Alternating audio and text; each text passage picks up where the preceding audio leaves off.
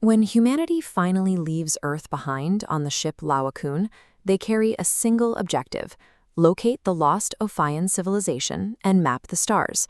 The expedition is led by Captain Exora. She embodies the classic human impulse to push outward, map the unknown, and plant a flag. But they are not heading toward a solid rock waiting to be claimed. Their destination is the Veil, a sector of deep space defined entirely by twisting gravitational anomalies. Treating the universe as physical territory works well on Earth.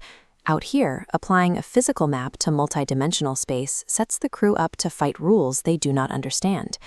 As the Laocoon penetrates deeper into the Veil, the environment shifts. The space around them becomes observant, hostile. Shadows elongate in the wrong directions, ignoring the ship's light sources. You cannot chart a sector that is actively watching you. Soon, the crew begins experiencing what they call the echoes. Time begins to fracture, causing their past memories to literally bleed into their present reality. The human brain expects linear cause and effect.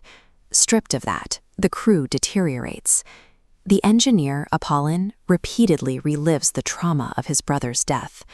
The navigator, Ve, begins speaking in incomprehensible riddles, trapped in a timeline they can no longer navigate. You cannot outmaneuver a temporal distortion.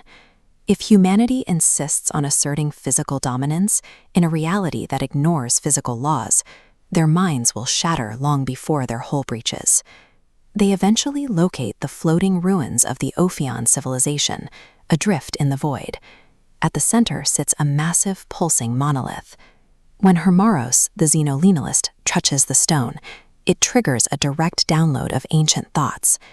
The memories reveal the Ophian tried to force their evolution.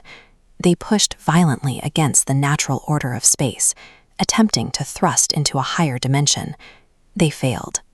Trapped, they are frozen in a permanent state of decay, unable to exist or die.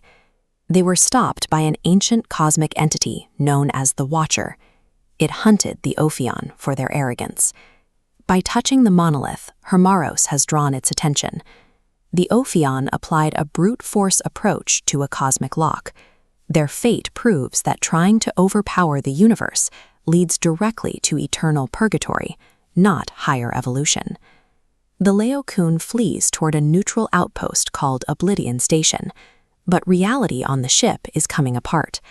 Hallways lead to moments that haven't happened yet. Eventually, Ve simply vanishes, erased entirely from the timeline. The Watcher is no longer outside the ship. It has hitched a ride directly inside Hermaros' consciousness.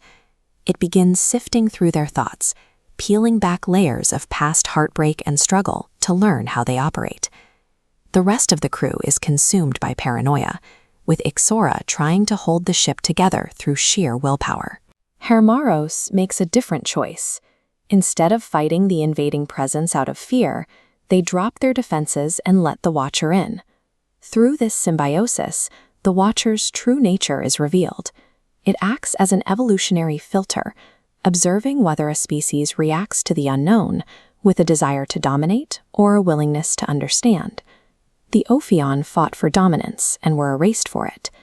By surrendering their defenses, Hermaros demonstrates the necessary trait for survival in the higher cosmos, the limited perspective of the individual ego for a seat within the structure of space itself.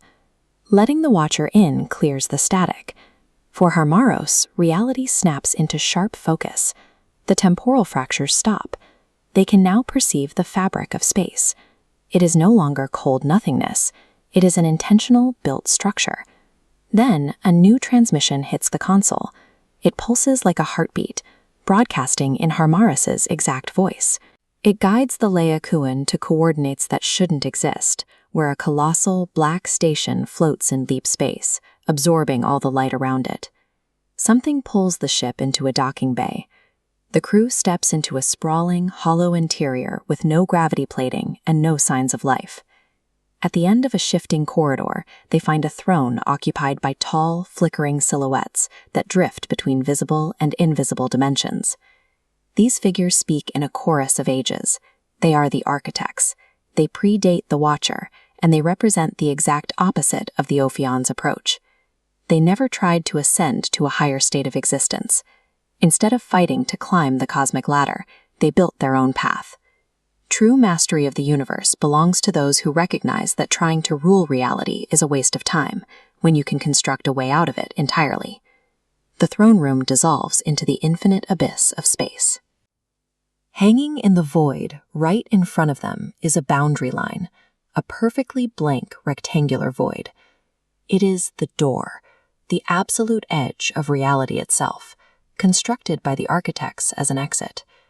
The architects do not force a decision, they just wait. Hermaros faces a final choice: turn back to the physical universe, forever changed but still tethered to a human life, or step through the boundary into the incomprehensible. Hermaros looks back at the surviving crew. Ixora is still consumed by her desire to command. Apollon and Dorius are crippled by their fear of time and memory. Their humanity, their ambition and trauma, anchors them to this side of the door. Planting flags on distant worlds is the impulse of a species still tied to the soil. As Hermaros approaches the void, they represent a final transition, abandoning the ego and physical form that once defined them. Hermaros takes a step forward.